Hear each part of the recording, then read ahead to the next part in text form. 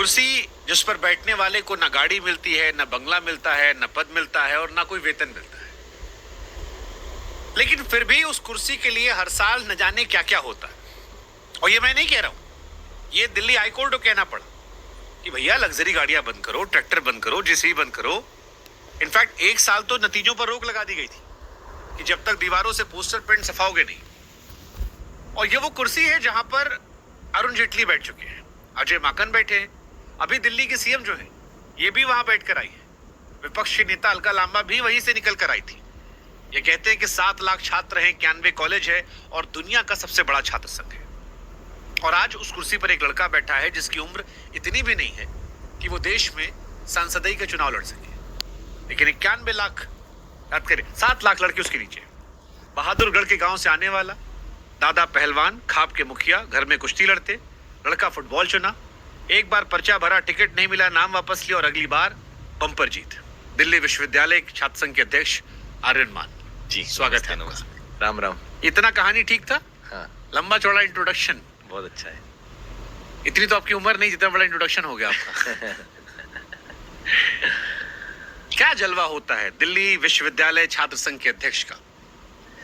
ये एक फेस्टिवल की तरह है। हर साल लाखों लोग, स्टूडेंट्स इसमें इंडल्ज होते हैं। और सबसे अच्छी बात इसमें ये है कि स्टूडेंट्स आपको दिल से चुनते हैं। इसमें ऐसा नहीं है कि हम किसी नेता को वोट देने जा रहे हैं, हम किसी को वोट देने जा रहे हैं, उसने हमारे पास आके कैंपेन करा, 1% भी नहीं। इसमें स्पष्ट एक ही बात है कि स्टूडेंट ये सोचता है कि मेरा बड़ा भाई चुनाव लड़ रहा है। बड़े भाई के साथ साथ वो ये भी सोचता है कि मैं ऐसे इंसान को आगे वोट देने जा रहा हूँ जो मेरे को रिप्रेजेंट करेगा। मेरे को कोई भी दिक्कत आएगी तो मेरा भाई वहाँ खड़ा रहेगा। जैसे युवाओं में होता है कि किसी का भी किसी मंत्री से लिंक हो तो सीधा कहता है, अरे भाई मैं तेरा काम करके दिखाता हूँ। तो यहाँ पे वो डबल है कि कोई भी स्टूडेंट आता है, मेरे से मिल के जाता है तो कहता है कि रुक मैं तेरा काम कराता हूँ। एक दिन में कितनी मिस कॉल आती है? एक दिन में इतनी मिस कॉल आती है कि उतने फ़ोन में 10 दिन में भी नहीं उठा सकता, अगर किसी से 1 मिनट भी बात करूँ तो। एक दिन में? हाँ।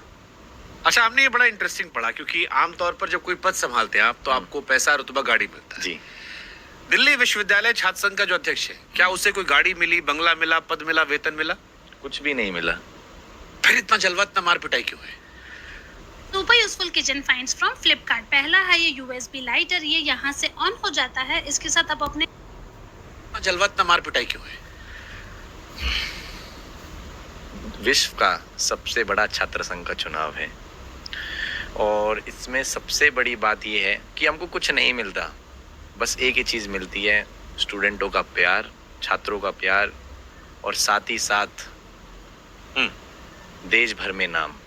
दिल्ली यूनिवर्सिटी का छात्र संघ का चुनाव, अगर आप किसी भी आम स्टूडेंट से, वो किसी भी यूनिवर्सिटी में पढ़ रहा हो, मतलब मैं तो कह रहा हूँ किसी भी यूनिवर्सिटी, देश भर में कोई भी यूनिवर्सिटी हो, उसको ज़रूर बताओगा कि हाँ दिल्ली यूनिवर्सिटी में चुनाव हो रहा है और वहाँ पे आपकी बार अध्यक्ष की दावेदारी इसने ठोकी और ये चुनाव जीत के आया। इतना पॉपुलर चुनाव है। और साथ ही साथ जैसे आपने कहा शुभांकर जी कि हमको क्या मिलता है, हमको कुछ भी नहीं मिलता, पर मैंने आपकी बार एक डिमांड रखी थी कि मेरे को एक हॉस्टल में कमरा चाहिए जहाँ पे मैं रह सकूँ। चुनाव खत्म होने के बाद? जी। जब आपकी पीरियड खत्म हो जाए? नहीं, जैसे ही मैं चुनाव जीता, अच्छा, अध्यक्ष बनने के बाद? अध्यक्ष बनने के बाद सिर्फ मेरी एक ही मांग थी कि मेरे को एक हॉस्टल में कमरा चाहिए। अब मैं एक हॉस्टल वाली लाइफ जीना चाहता हूँ और यूनिवर्सिटी के अंदर ही रहना चाहता हूँ। मिला कमरा? बिल्कुल मिला। क्या आनंद है हॉस्टल में रह के? बहुत ही अच्छा आनंद है। एक छोटा सा कमरा है, उसके अंदर एक बेड है, अटैच टॉयलेट, बाथरूम है और गेट खोलो तो सामने बड़ा सा हॉस्टल का गार्डन आ जाता है। मेस वाला आता है कि चाय बन गई, ब्रेकफास्ट लग गया, आ जाओ। सुबह सारे सीनियर्स, मोस्टली हॉस्टल में तो सीनियर्स ही रहते हैं, तो सारे पीएचडी स्कॉलर जितने भी पोस्ट ग्रेजुएशन कर रहे हैं वो सब मेरे को मेस में मिलते हैं, उनके साथ वार्तालाप होती है। और सबसे अच्छी बात है एक्सपीरियंस शेयर होता है। वो लोगों को भी खुशी होती है कि दिल्ली यूनिवर्सिटी का अध्यक्ष आज हमारे साथ चाय पी रहा है, हमारे साथ बैठा है। अब तो मेरे लिए वहाँ रहना बहुत आम हो गया है। दिल्ली यूनिवर्सिटी के अध्यक्ष की भी रैगिंग होती है?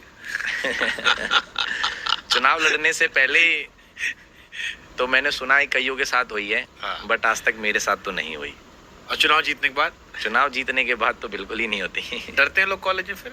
नहीं, डरते नहीं है, वो तो हर इंसान का एक तरीका होता है, वो अपने आप को किस तरीके से रिप्रेजेंट कर रहा है। बट मेरा इस तरीके का रिप्रेजेंटेशन नहीं है। मेरा तो ये है कि स्टूडेंट्स का काम होना चाहिए, स्टूडेंट्स अपना रेगुलर पढ़ाई करते रहे, पढ़ाई के साथ साथ खेल में भी इंटरेस्ट रखें। और अब की बार यूनिवर्सिटी में मैंने पहली बार स्टूडेंट्स को इंटर्नशिप भी दी, समर इंटर्नशिप, जिसमें कि स्टूडेंट कई बार परेशान हो जाता, नौकरी नहीं मिली, घर वाले परेशान करते थे, कॉलेज में भी प्लेसमेंट सेल आते थे, पर वो स्टूडेंट्स को सेलेक्ट नहीं करते थे। मिनिमम टू मिनिमम 4-5 स्टूडेंटों को सेलेक्ट करा, बस दैट्स इनफ। तो मैंने अब की बार कम से कम 450-500 के करीब बच्चों को इंटर्नशिप दी कि आओ डूसू के साथ काम करो, मैं आपके साथ काम करूँगा, आप मेरे साथ काम करो कि डूसू किस तरीके से काम करता है, किस किस कॉलेज में क्या समस्या है, वो मेरे पास लेके आओ। एक रिसर्च टीम बनाई, उसमें एक पॉलिसी एडवाइजरी के लिए टीम बनाई, AI टेक्नोलॉजी आज का ज़माना है उसके लिए एक टीम बनाई, साथ ही साथ सोशल मीडिया एंड IT के लिए हमने स्टूडेंट्स को काफ़ी जगह भेजा जहाँ पे वो एक्सपीरियंस लेके आए। हम आम चुनावों की जब बात करते हैं देश में जो होते हैं, मैंने बहुत सारे चुनाव देश के कवर किए हैं, तो एक रात पहले का माहौल बड़ा तगड़ा रहता है जी। कहीं लिटिल बिक रहा होता है, कहीं गांधी जी चल रहे होते हैं, धीरे छुपे दबे उसमें देश का चुनाव में होता है। छात्र संघ के चुनाव के एक रात पहले क्या सीन होता है, और ये असली वाला बताना है। बिल्कुल सच्चाई बताऊंगा। छात्र संघ के चुनाव से पहले कॉलेजों में और PGs में, हॉस्टल्स में चॉकलेट बट रही होती है। वो चॉकलेट जो आप लड़कियों को बांट रहे थे, नहीं जिस पे एक लड़की ने कहा भी था, ऐसा नहीं है। तो उसमें तो क्या था कि सब लोग पूरी रात एक्टिव होते हैं, जितनी भी आपकी टीम होती है, भाई बंधु होते हैं, वो सब आर्यमान बन जाते हैं, सब डूसू अध्यक्ष बनना चाहते हैं। तो सब अपनी तरफ से पूरा एफर्ट लगाते हैं कि बच्चों को चॉकलेट जो भी वो मांगे, चाहे वो डोमिनोज का पिज्ज़ा मांगे, बर्गर मांगे, एक आम छात्र की यही नीड होती है कि रात को अच्छे से खाना मिल जाए। तो तमाम जितनी भी तो जो बढ़िया खिला दे उसको वोट। नहीं, ऐसा नहीं है, मतलब उस समय बच्चों की डिमांड इतनी ज़्यादा हो जाती है कि हमारे को फुलफिल करनी पड़ती है। जैसे क्या क्या डिमांड आती है अनहोनी, अनहोनी डिमांड तो कि हमको ये दे दो, हम ये वोट दे देंगे तुमको। मेरा एक साथी है और वो जाकिर हुसैन कॉलेज में पढ़ता है। उसने मेरे को बोला कि भैया, मैं आपकी ID कार्ड होल्डर मीटिंग होती है कि मतलब आपको अपनी ताकत दिखानी होती है कि आपके पास यूनिवर्सिटी कितने स्टूडेंट्स, आप कितने स्टूडेंट्स इकट्ठा कर सकते हो। तो उसने मेरे को बोला कि भैया, मैं आपके शक्ति प्रदर्शन में अकेला 800 बच्चे लेके आ सकता हूँ। तो मैंने बोला भाई, मेरे को तो नहीं लगता तू ऐसा कुछ करेगा, प्लीज़ चला जा। और मैं भाषण की तैयारी कर रहा था, मेरे को कल क्या भाषण देना, मैंने तू प्लीज़ जा यार, अभी ऐसी बातें मत कर, मूड लाइट नहीं है, अभी बहुत सीरियस मूड चल रहा है। तो उसने बोला भैया, मैं ले आया तो मेरे को क्या दोगे? मतलब तू अपने मुंह से तो बोलते रहो क्या चाहिए। कह रहा भैया, मेरे को थाईलैंड की ट्रिप चाहिए। तो वो अगले दिन 800 बच्चे लेके भी आया। ऐसा नहीं है उसने अपना वादा पूरा नहीं करा, उसने अपना वादा भी पूरा करा, वो लेके भी आया। अभी उसकी ट्रिप पेंडिंग है। वो कह रहा है कि जब भेजेगा उनको। मनोज तिवारी जी थाईलैंड में रामकथा करते हैं। अरे भाई, रामकथा भी होती है थाईलैंड। बिल्कुल बिल्कुल बिल्कुल। तो मैं उसको, हमारे मनोज तिवारी बताए थे अच्छा, कि वो थाईलैंड जाते हैं अक्सर हाँ, रामकथा करने के लिए। समझ गया जी। मनोज तिवारी जी हमारे चुनाव में भी बहुत एक्टिव रहते हैं और प्रचार करने आते हैं। हमारे यहाँ पूर्वांचल मिलन समारोह होता है और पूर्वांचल ने मेरे को बहुत आशीर्वाद दिया है, मेरी बहुत मदद करी है और इसलिए मैं एक तरफा वोटों से जीत के आया। तो ये 91 कॉलेज में खुद जाना होता है मांगने के लिए वोट? 91 कॉलेज तो बहुत ज्यादा हो। नहीं, दिल्ली यूनिवर्सिटी में 91 कॉलेजेस हैं, बट वोटिंग का अधिकार सिर्फ 52 कॉलेज को है। ओके। तो जैसे आपने सुना होगा, तमाम इलाहाबाद यूनिवर्सिटी, BHU, JNU, वो सब पंजाब यूनिवर्सिटी, वो सब क्लोज्ड कैंपस है। पर दिल्ली यूनिवर्सिटी का हर एक कॉलेज अलग अलग दिल्ली के कोने में, अगर एक कॉलेज PGDV कॉलेज अगर आपका लाजपत नगर में है तो दूसरा कॉलेज अलीपुर है, तो आने जाने में ही 1.5 से 2 घंटे लग जाते हैं और अगर जाम लग जाए थोड़ा तो 2.5-3 घंटे कहीं नहीं गए। तो ऐसे ऐसे करके आपको 52 कॉलेज कवर करने होते हैं। टिकट मिलने के बाद आपके पास मोटा मोटा 4 से 5 दिन होते हैं, उसके अंदर आपको 52 कॉलेज कवर करने होते हैं। तो एक दिन में आप मोटा मोटा 10 कॉलेज कवर कर रहे हो। मैं नियम कायदा कानून पढ़ रहा था कि दिल्ली यूनिवर्सिटी में जब छात्र संघ चुनाव होता है तो लिंगदे कमेटी कहती है 5,000 रुपया खर्चा करो। बिल्कुल। अब 5,000 में तो दिन भर कैब का भाड़ा नहीं निकलेगा मेरे को। और आप लोग तो 100-200 गाड़ी ले घूमते हो, जलवा एकदम मतलब पो पो पो। नहीं जी, ऐसा वो तो भाईचारे का बाहुबल है। हाँ। कि जो भाई अपने भाई को आगे बढ़ाना चाहते हैं तो वो सब गाड़ी घोड़ा सब कुछ लेके आते हैं। फिर भी जिस यूनिवर्सिटी चुनाव में 5,000 रुपए दावा किया जाता है कि 5,000 खर्चा होना चाहिए, वहां कितना करोड़ खर्चा होता है? ये तो मैं आपको ऑन रिकॉर्ड तो कैसे बताऊं, मतलब मेरे को भी इस चीज़ के बारे में नॉलेज नहीं है। क्योंकि इसमें क्या होता है कि जब मेरे को टिकट मिली, मेरी टिकट मिलने के बाद मेरे को नहीं पता किस कॉलेज में क्या हो रहा है, किस कॉलेज में क्या नहीं हो रहा। बट जिस भी कॉलेज में मैं जाता था, जिस भी कॉलेज की मैं रिपोर्ट लेता था, वहाँ मैं नंबर 1 होता था। वहाँ पे मेरे जाने से पहले सारी तैयारियाँ हो चुकी होती थी। मेरा हर चीज़ प्री प्लान्ड होता था वहाँ जाने से पहले। और मतलब 5,000 रुपये तो बहुत ही कम है।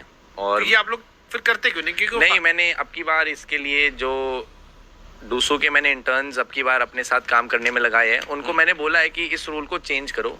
क्योंकि आज के ज़माने के हिसाब से 5,000 रुपये तो सिर्फ आपको एक कॉलेज से दूसरे कॉलेज में ट्रैवल करने में ही लग जाएंगे।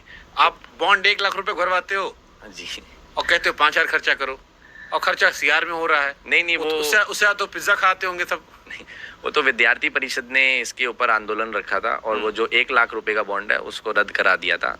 ऐसा कोई भी बात नहीं है कि आपको 1 लाख रुपए का बॉन्ड बनना है, वो रद्द हो चुका। ये तय कौन करता है कि एबीवीपी का तरफ से ये चुनाव लड़ेगा या एनएसयूआई से ये लड़ेगा? बीजेपी तय करती है? नहीं जी, बिल्कुल भी 1% नहीं।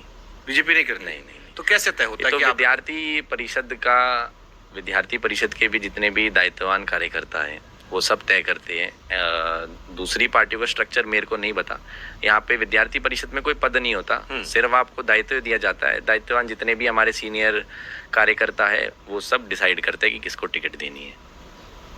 बीजेपी वाला कितना इंटरफेयर करता है एबीवीपी के चुनाव में?